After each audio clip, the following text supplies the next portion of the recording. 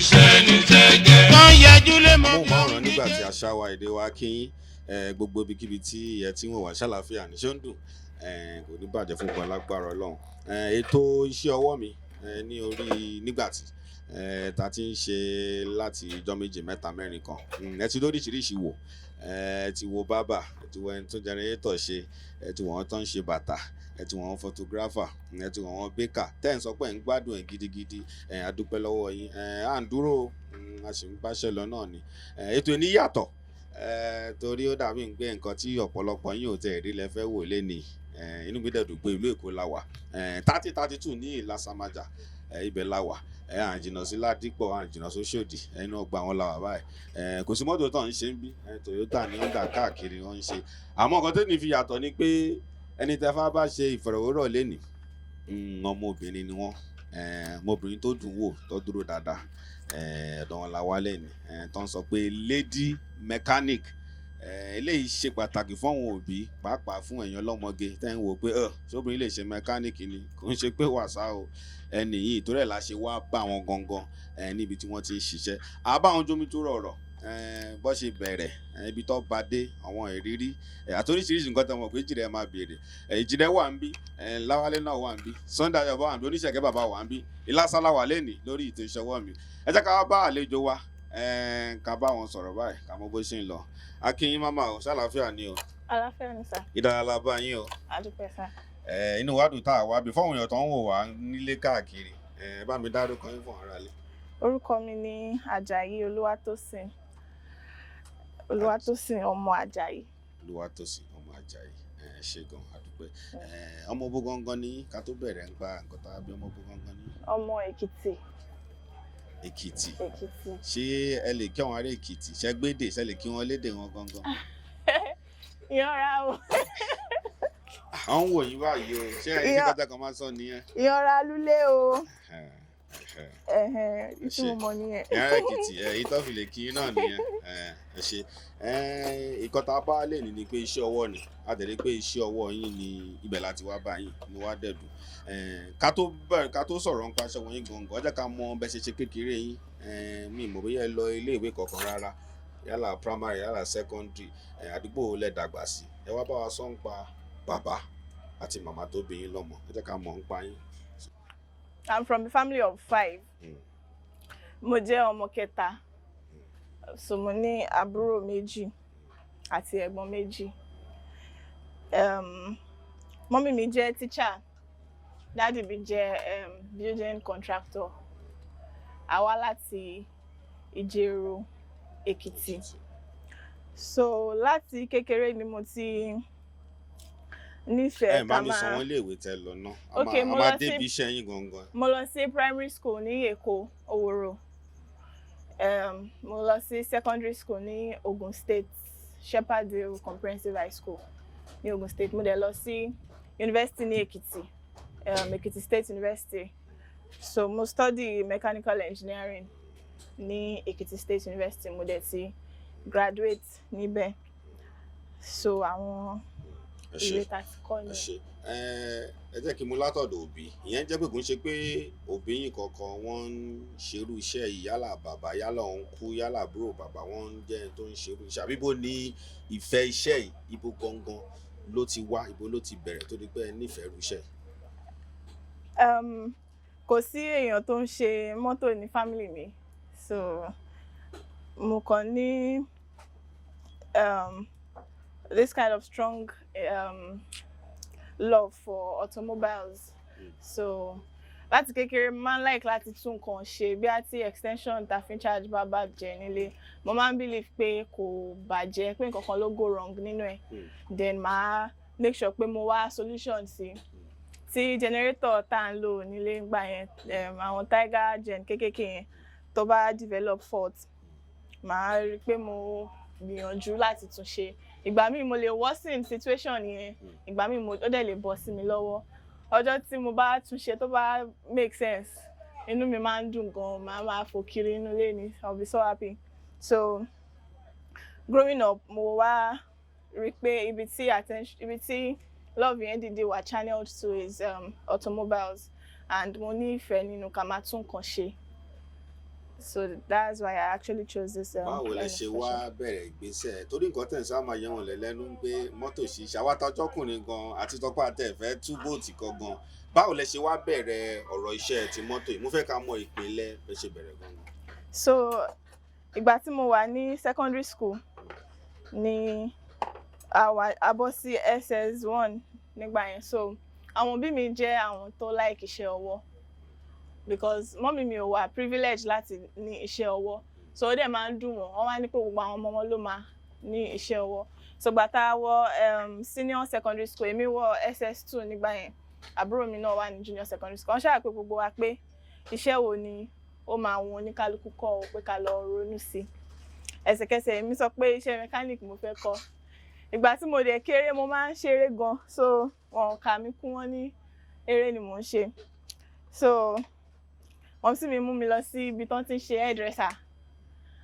Wọ́n mú mi lọ sí ibi tó ti ń ṣe, wọ́n ṣáà try láti pé kí n tó jẹ́ iṣẹ́ obìnrin pé kí n lọ kọ́ṣẹ́ mi, but mi ò dúró níbẹ̀.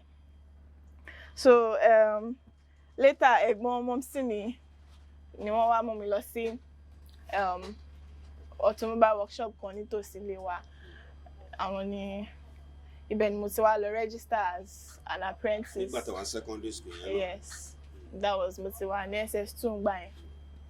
So kí nígbà tẹ́wọ́ tó di pé register síbẹ̀ ọ̀gá yín tó di pé fẹ́ kàn báwo ló ṣe di pé ń kọ́ṣẹ́ níbi tọ́kọ̀ ọkùnrin lọ.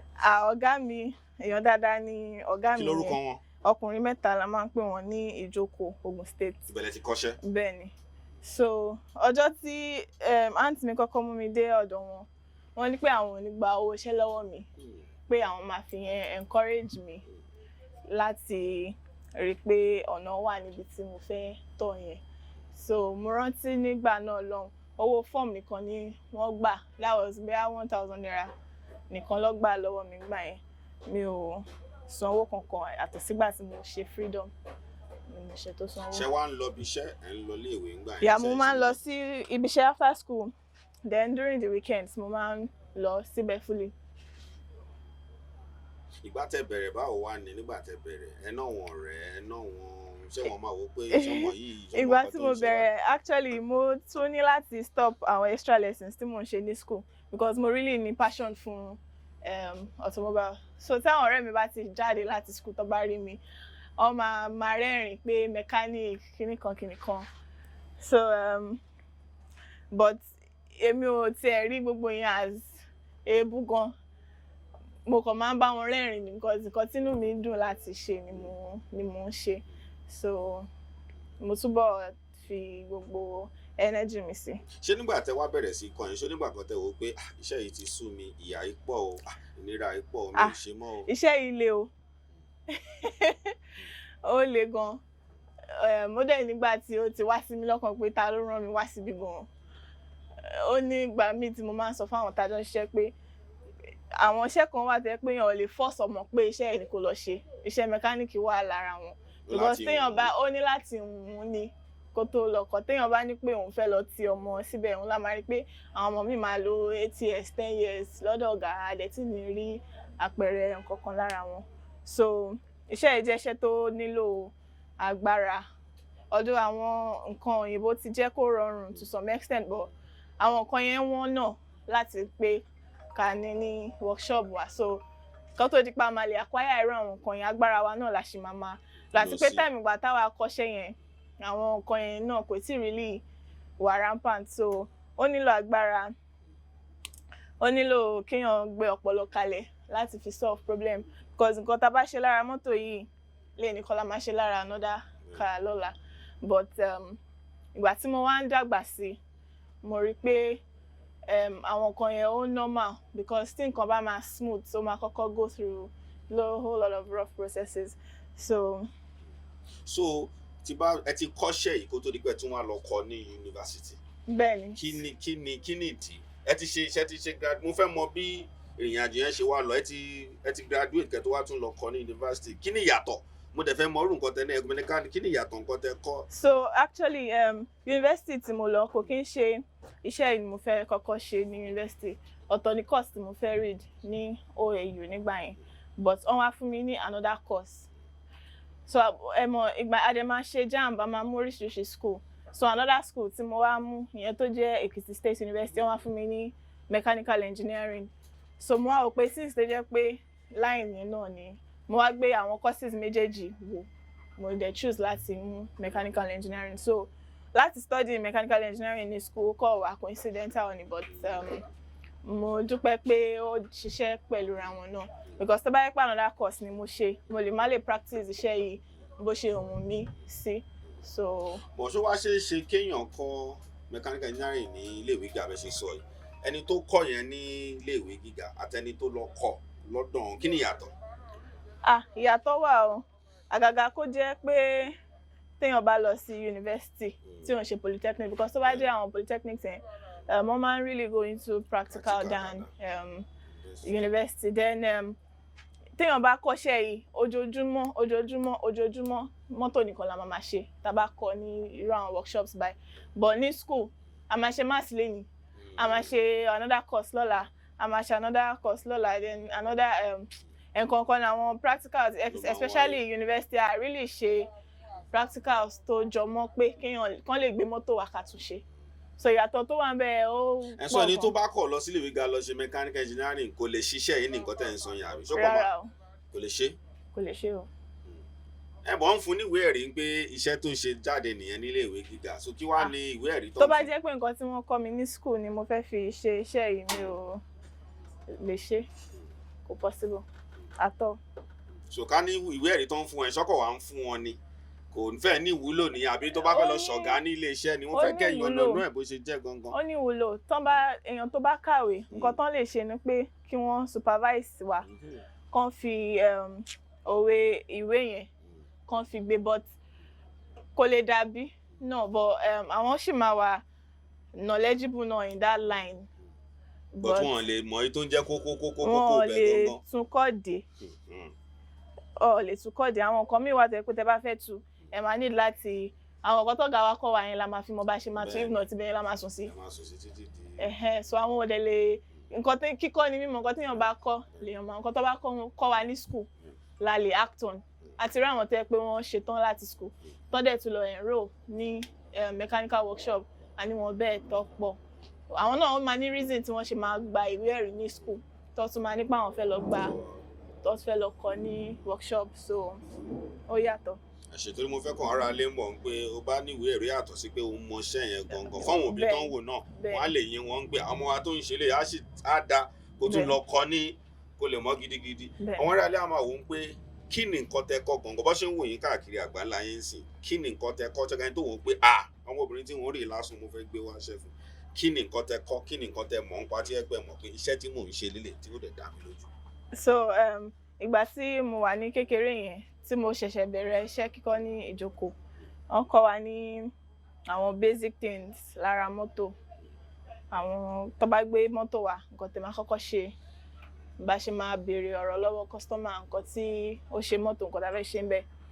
then ìgbà tí mo wà ní yunifásitì mo enroll ara mi sí another workshop lẹ́kìtì because ṣe mọ̀ pé Ogun State ní ibi tí mo ti kọ́kọ́ kọ́ yẹn so nǹkan téèyàn ò bá dé practice dáadáa ó ṣeé ṣe kéèyàn gbàgbé ẹ̀ so mo tún enroll sí another workshop ìyẹn jẹ́ Lagos Automobile Workshop ní Èkìtì ọ̀nà Lagos Automobile Workshop ní ọ̀nà Exu Road yẹn so ibẹ̀ tún wá wà more advanced ibẹ̀ mo ti kọ́ àwọn diagnosing àwọn ká máa fi kọ̀ǹpútà wo nǹkan tó ṣe mọ́tò then àwọn electrical aspects mọ́tò ibẹ̀ ni mo ti ní knowledge yẹn so mo dẹ̀ nísìnyí tẹ́ bá gbé mọ́tò wá mi rò bí ó ní nǹkan tó máa wà lára mọ́tò tó máa wà difficult. kí ló ń kọ́ tẹ̀ ń ṣe ṣé wáyà ní ní ṣé mẹkáníìkì ní ṣé jíà ní ṣé ẹ̀yàn náà wọ̀ kọ́ tẹ̀ ń ṣe irú mọ́tò wo ni. máa fúnra mi ní orúkọ pé mo jẹ́ mechatronic technician. Mechatronic technician. Kíni fáwọn tó ń wò. ìyẹn kó mechanical àti electronic aspect mọ́tò papọ̀. gbogbo ẹ̀ lẹ́ ń ṣe pọ̀. bẹ́ẹ̀ ni sá so à ń ṣe Japanese and German cars basically a máa ń ṣe American cars náà nípa transmission àwọn ìbò yìí yẹn ń pọ̀ ní sùúrù torí àwọn tó ń wà náà àgbàlagbà tó dẹ̀ ń wà náà tẹ́ bá ní gbogbo ẹ̀ lẹ́ ń ṣe rìwáyà ní ẹ tún jẹ́ mechanic ṣé nǹkan tẹ̀ ń sọ ni. bẹ́ẹ̀ ni sà rìwáyà náà ló ń jẹ́ electronic technician. so ẹ ń ṣe rìwáyà ẹ dẹ̀ ń ṣe mechanic. ọ̀rọ̀ ń pé bíi jíà bí àwọn engine kọ̀ọ̀kan. nǹkan tó wà lára mọ́tò náà nìyẹn ṣe rí kí mọ́tò ṣáà ti wà ní ìlera pípé mo lè handle ẹ̀. irú mọ́tò wo ṣe torí àwọn kan máa sọ pé Toyota lọ́wọ́ ń ṣe wọ́n ń ṣe Honda àwọn kan torí ìtarí Chrysler àbí nǹkan mo rí Chrysler lélẹ̀ ọ̀dẹ̀ ni mọ́tò ìṣòro gan-an ó ṣòro. mọ́tò ilé wa láti Ìbàdàn ni. Ìbàdàn láti tó ilé wa. mọ́tò ẹ̀ kò ṣiṣẹ́ rárá. but wọ́n níyàn lè lóra mọ́tò Amẹ́ríkà ní Èkó bí gbó máa bàjẹ́ náà ní tó bá fi lọ ọdún kan. irọ́ ó ní ṣe pẹ̀lú ọwọ́ mechanic àbí rìwáyà téèyàn bá bọ́ sí. tẹ́ bá bọ́ sí irú ọwọ́ tàwa àti àwọn ẹlẹgbẹ́ mi tíṣẹ́ iye dáadáa kò ní the narrative will be different. kò ní rí bẹ́ẹ̀. ṣùgbọ́n sọ ni pé bó jẹ́ Ford bó jẹ́ Chrysler tó bá gbé dé wá síbí yìí ẹ̀ yanjú ẹ̀. Kia lélẹ̀ Toyota lélẹ̀ ó nígbà kan tí wọ́n ṣe gbé Ford kan kúrò níbi Hyundai gbogbo ẹ̀ là ń ṣe. bó jẹ́ jíà bó jẹ́ engine problem ẹ̀ ṣe bẹ́ẹ̀ni tọ́ra ara lè ń wò báyìí sí fọ́wọ́n tọ́wọ́n wá ń sìn èwo lẹ fẹ́ ọmọ ń pè ní practical ẹ jẹ́ kó rí yín ní a ti sọ̀rọ̀ díẹ̀ ẹ jẹ́ kó rí yín lẹ́nu iṣẹ́ bóyá ẹ nìkan bá ìdí iṣẹ́ la ti bá yín kí ni nǹkan tẹ̀ ń ṣe báyìí kán ara lè rí yín gbẹ̀sọ̀ lẹ́nu iṣẹ́ gangan. ẹdín ni pé mọ́tò yìí gẹ́gẹ́ bí mo ṣe sọ wọ́n ṣe gbé dé láti Ìbàdàn lánàá ni so ó ti wọ code kò start mọ́ so a fẹ́ program ECM ẹ̀ kí ẹ láti fi yọ kúrò ní bó ṣe wọ code yẹn nǹkan tí à ń ṣe lọ kó tó di pé ẹ dé nìyẹn then a máa trace àwọn wáyà tó wọ ìdí brain box yẹn láti kọ́kọ́ wo bí a kò sí issue pẹ̀lú ẹ̀ tó torí ẹ̀ lẹ̀ ṣe rí tester ibi bàyà kí n nílò irinṣẹ́ tó pọ̀ tá a bá fẹ́ ṣe nǹkan tó jẹ́ electrical tá a bá fẹ́ ṣe àwọn mechanical jobs la máa ń need irinṣẹ́ pọ̀ àwọn basic things tá a máa ń need lọ́n lè tester láti fi wo bí iná wọ àwọn ibi tá a fẹ́ check so àti check fuse box ẹ̀ àti wo gbogbo iná tó wọ ibẹ̀ then ilé ni mo wà lẹ́nu ẹ̀ kó tó di pé ẹ dé eléyìí ló ń pè ní ECM tí àwọn ará ilé máa ń pè ní brain box so lélẹ̀. ó tọ́jú mélòó tẹ́ fi wá kọ́ gbogbo iṣẹ́ tẹ̀ ń sọ yìí tẹ́ ti kọ́ ń jókòó ẹ̀kọ́ ní Èkìtì ojúdú pẹ̀ tún tẹ́ bá máa ka gbogbo ẹ̀ mọ́ra ó tó. tí bá máa ka gbogbo ẹ̀ ó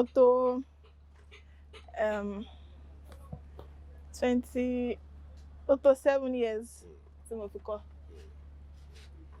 ní ìtẹ́tí wá kọ́ báyìí tẹ́tí fi ń ṣiṣẹ́ ṣe báyìí sí ṣé ẹ̀ ń rò pé mo ti mọ̀ gan-an kò yẹ kí ṣiṣẹ́ ìjàre kí lọ́wọ́n ìrírí tẹ́tí rí kí lọ́wọ́n èèyàn tẹ́tí pàdé ṣé inú yín máa ń dùn tẹ́ bá ń wò pé iṣẹ́ yìí ni mo kọ́ gẹ́gẹ́ bí obìnrin ẹ jẹ́ ká mọ̀ torí àti mọ̀ wọn wàhálà tẹ́ ṣe ìtẹ́tí wá kọ́ tọ̀ kí ló máa ń wá sọ́kàn yín kí lẹ máa ń rò. inú mi máa ń dùn pé iṣẹ́ yìí ni mo mú as iṣẹ́ mi ọ̀dọ̀ oríṣiríṣi customer ló wà oríṣiríṣi èèyàn láti bá pàdé ẹlòmíì á ṣe pé òun á fi iṣẹ́ ìṣù ẹ̀ ẹlòmíì á dẹ̀ ṣe pé òun á jẹ́ kó mọ̀ pé ibi tó mú yìí gangan ló dá ìka ò dọ́gba so but a dúpẹ́ lọ́wọ́ Ọlọ́run pé the better percentage of our customers wọ́n jẹ́ èèyàn dáadáa ẹlòmíì á ní pé òun ò jókòó sọ́dọ̀ mechanic rí fún dèódè pé but tó bá jẹ́ bíbáyìí àwọn mind láti wà níbi káwọn kan máa rí mi bí mo ṣe ń ṣiṣẹ́. àkílẹ̀ tó sọ̀rọ̀ yẹn kàn ṣé tó dúpẹ́ jóbìnrin lọ ṣe sọ yẹn ni àbí.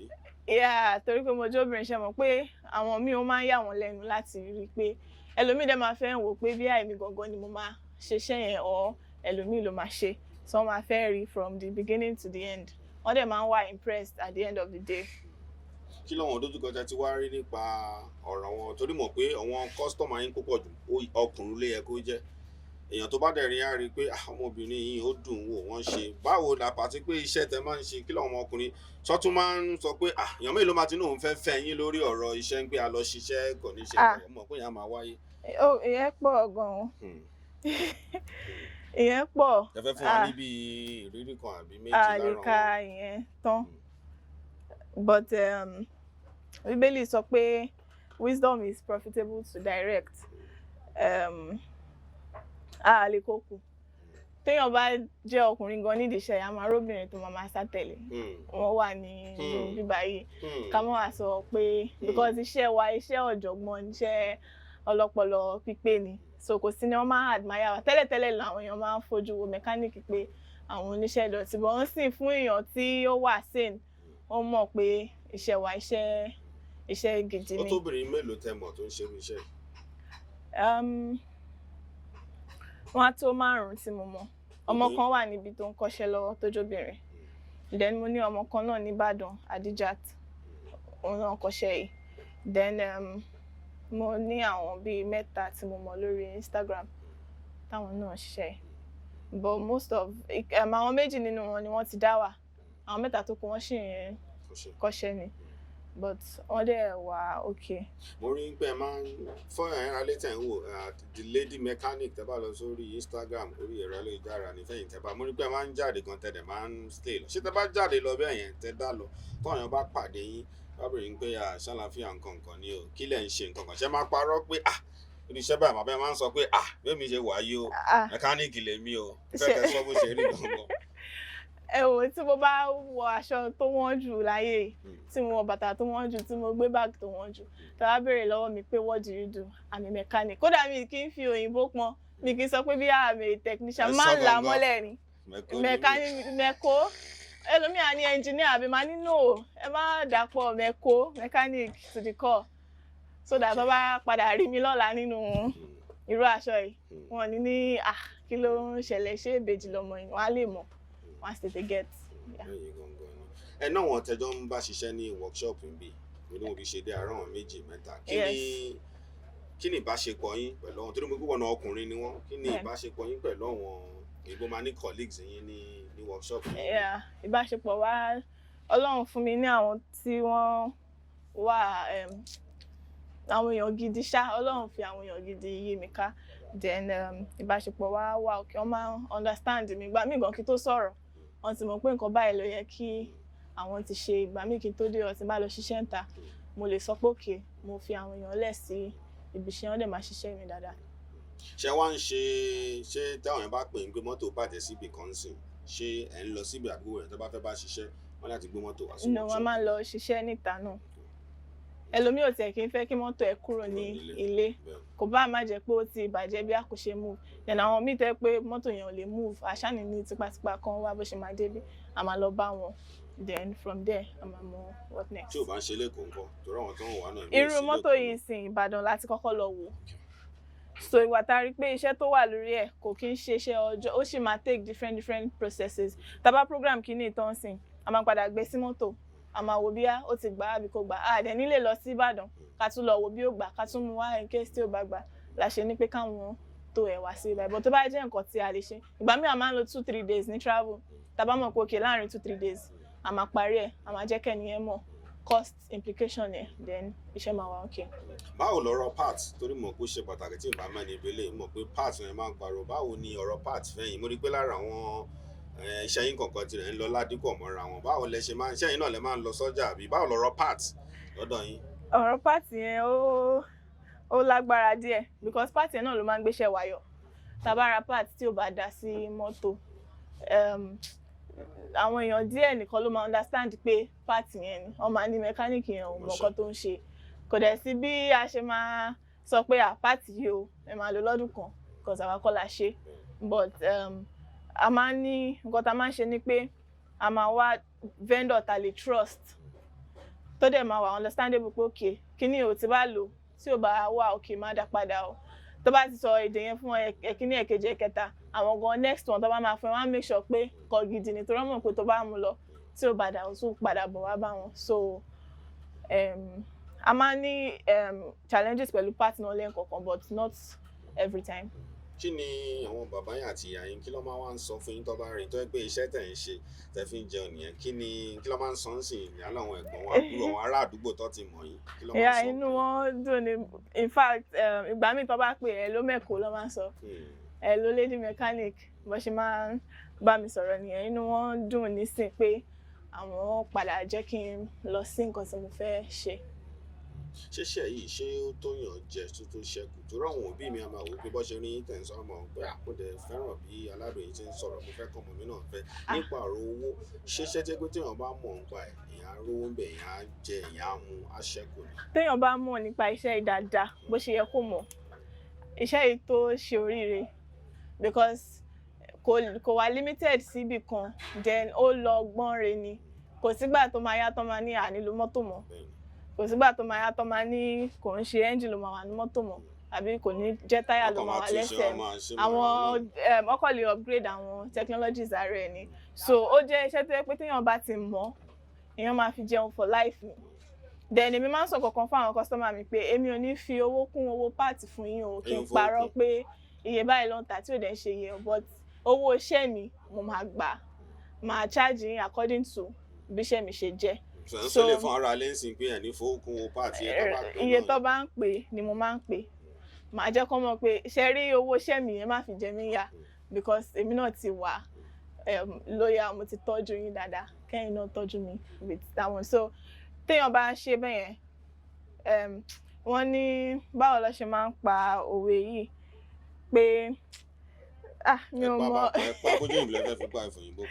mi ò mọ̀ bí mo ṣe lè pa but with consistency pẹ̀lú irú nǹkan yẹn téèyàn ò fi ìkan mọ́kan téèyàn ṣe báyìí pẹ̀lú iṣẹ́ téèyàn ṣe àti ṣàṣeyọrí ìdí ẹ̀ kò nira rárá.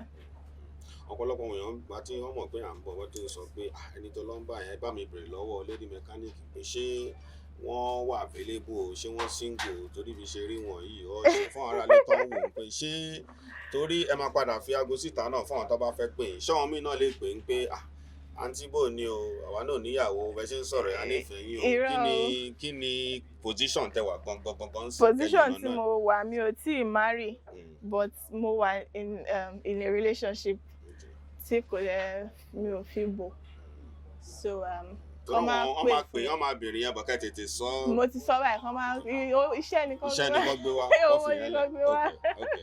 orúkọ mi ni Bashiru Adéọlá Ládùrán tí gbogbo èèyàn mọ̀ sí Auto Bash.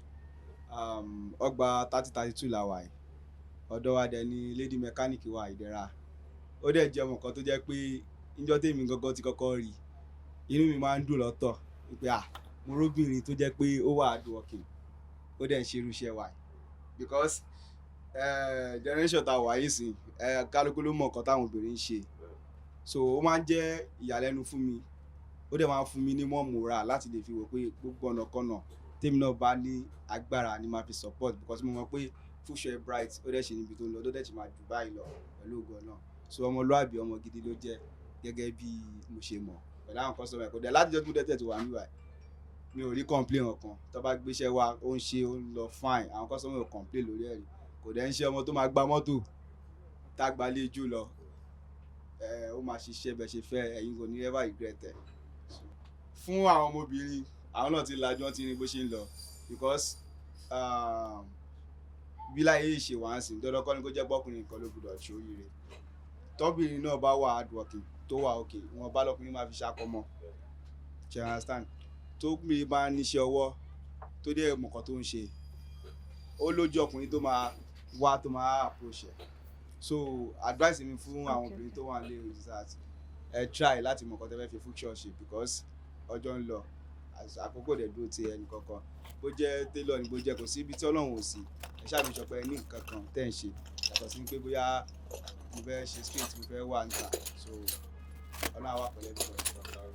fáwọn obìnrin tó wá ń wò yín mọ̀ràn kó bíi méjì mẹ́ta ká tó parí ètò fáwọn obìnrin tó ń wò yín gbọ́gbọ́ alámọ̀kọ́ tá à ń rọ̀ àwọn obìnrin tó ń ṣe lórí ẹ̀rọ ayélujára kò sí nǹkan tó jẹ́ káwọn náà wá bílẹ̀ náà ju nígbà tá a rí nǹkan tẹ̀ ń ṣe ó jẹ́ dùn ó jẹ́ ìwúrí fún wa gbà àti pọ̀ ọmọbìnrin náà lélẹ̀ kí lẹ fẹ́ bá mi gbọ̀n wọn mọ obìnrin tọ́wọn náà bóyá bọ́ bá wo yín báyìí wọ́n á wò pé ṣé mo lè ṣe ẹ bá mi gbà wọ́n mọ̀ràn ẹ dùn wò ẹ dẹ̀ ń ṣerú iṣẹ́ yìí ẹ bá mi gbà wọ́n mọ̀ràn.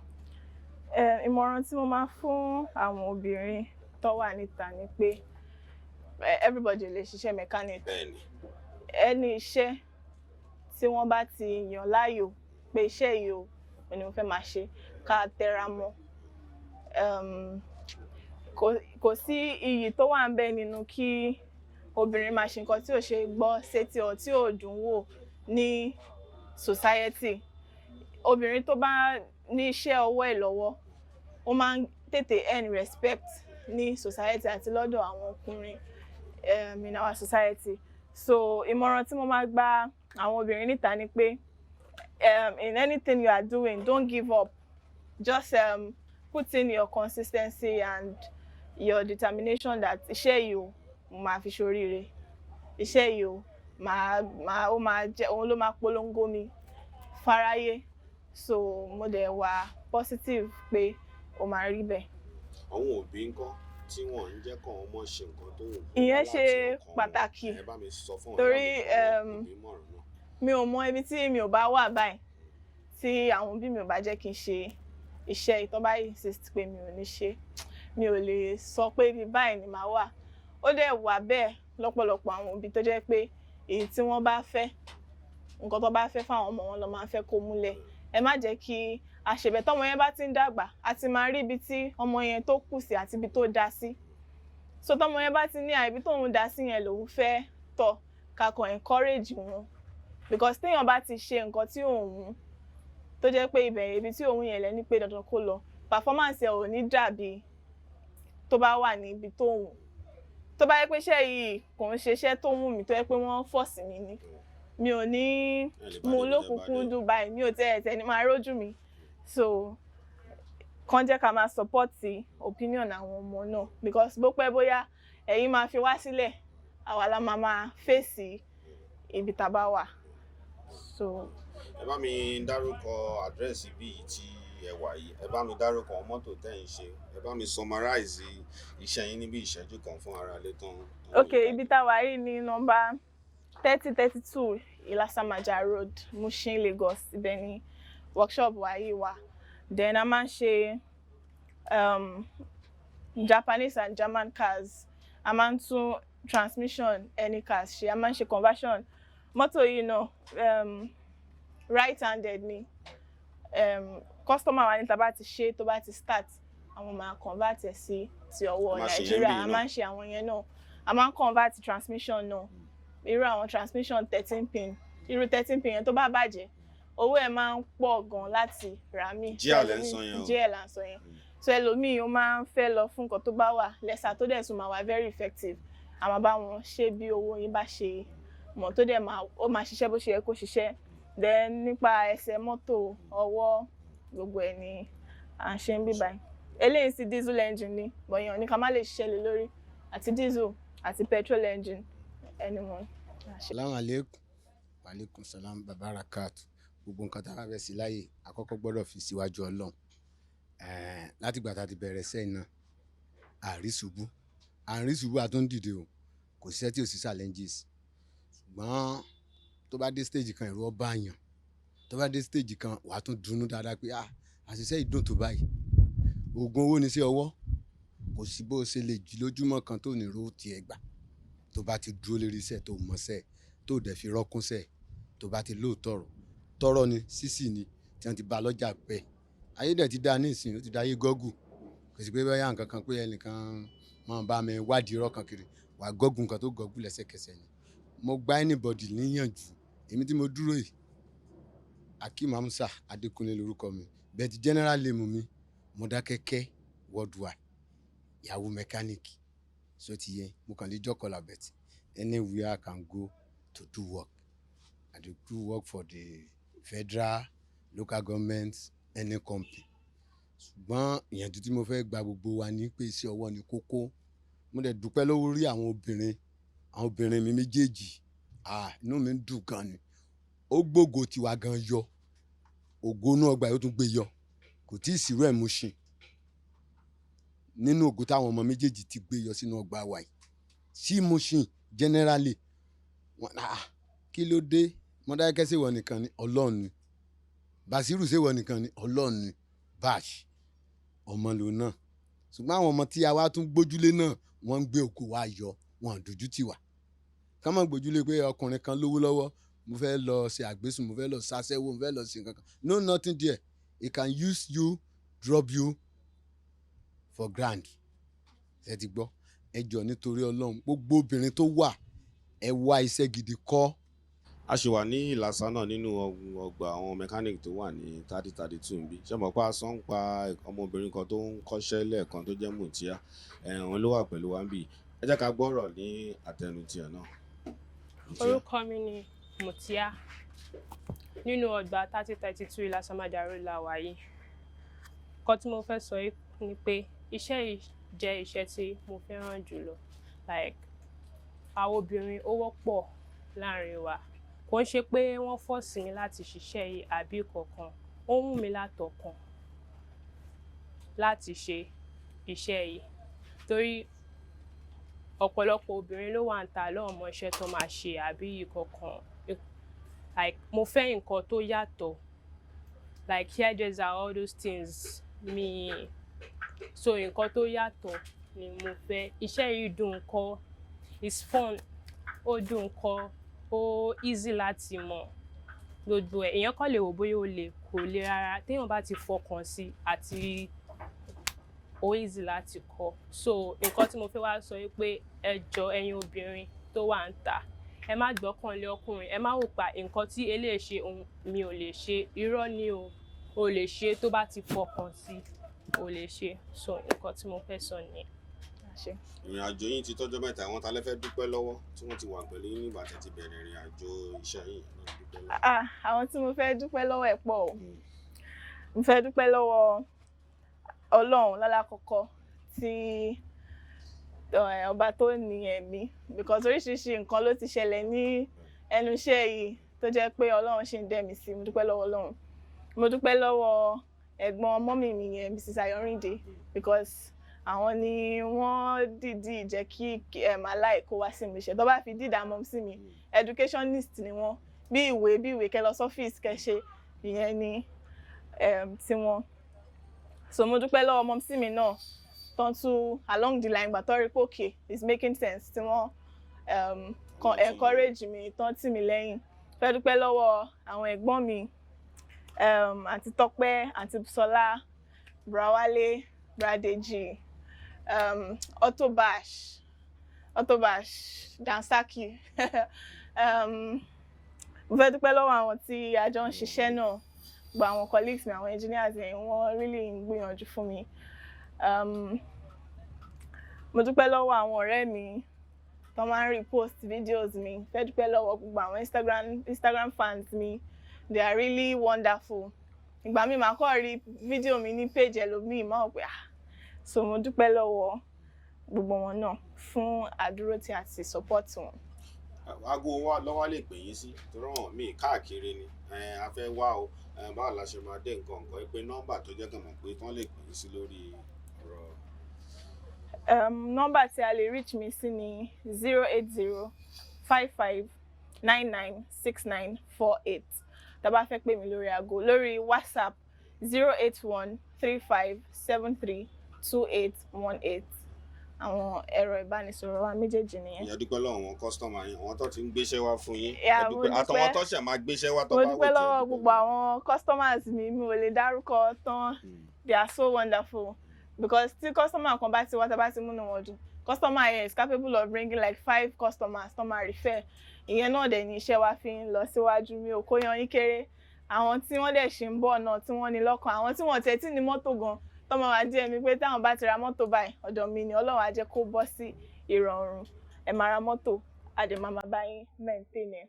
Thank you so much. Olúwa mi, mo jáde lọ.